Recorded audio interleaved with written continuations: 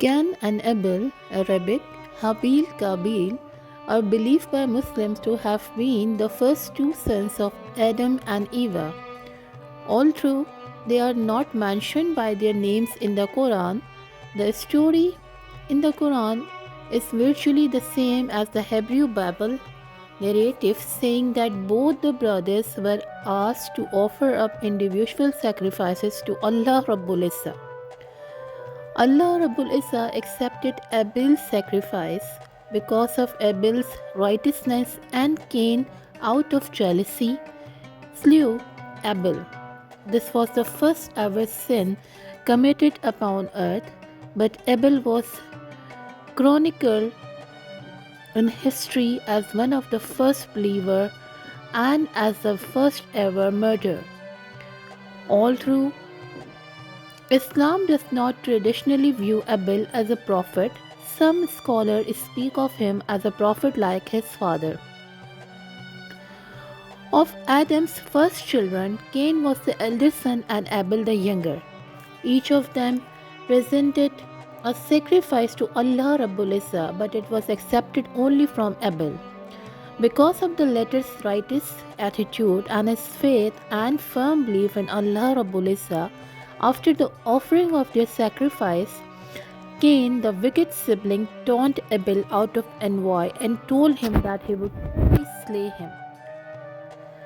Abel justly warned Cain that Allah Rabbul Izzah only accepted the sacrifice of those that are righteous in their doing.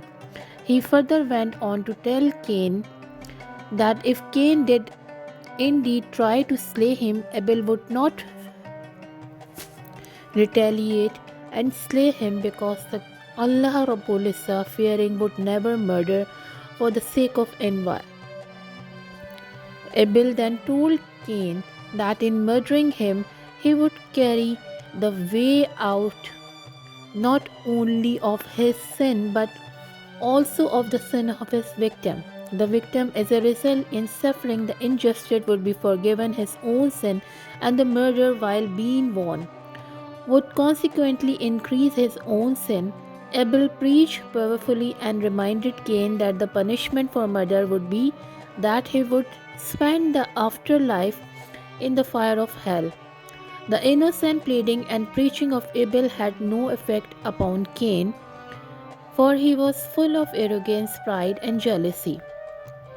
He subsequently slew the righteous Abel, but in doing so, he ruined himself and became of those who remain lost.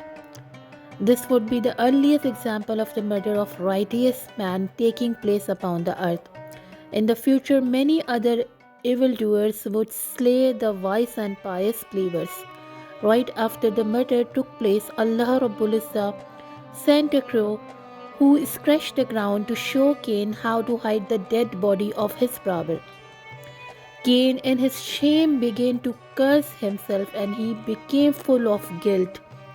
The thought of the crime at last came to the murderer, as he realized indeed how dreadful it was to slay anyone, the more so as the victim was an innocent and righteous man. Full of regret, Cain was marked with deep sorrow. The Quran states that he became one of those who regretted. Habil was very sad, very upset. He was so angry that he killed his own brother. Afterwards, when he realized what he had done, he cried and cried, but it was too late to be sorry. Now I realize why some people are so nefarious that they cannot even think about doing something good. Why some people are mere animals under the guise of humans. Why there is no sign of humanity in those who commit heinous crime against humanity. The story gives me the answer. When a person becomes so arrogant that he starts ignoring his inner voice, his potential to do good virtue perishes. His consequence dies and his action becomes totally impulsive. Allah Rabbul Izzat has given free will and potential to every individual to discern good and bad. He not only guides him in making decisions but also protect him from evil forces. But when the man repeatedly ignores his guidance, Allah Rabbul Izzat also leaves him alone to fight the evil forces that come from Satan. At this stage, if he does not repent, Allah Rabbul Izzat shuts all doors of mercy from him. In this story, Allah Rabbul Izzat says that he sent a crow to teach Qabil how to dispose of the carcass of his brother. This indicates that Allah Rabbul Izzat was so angry and Qabil that he pulled back all his guidance and left him alone to deal with Satan.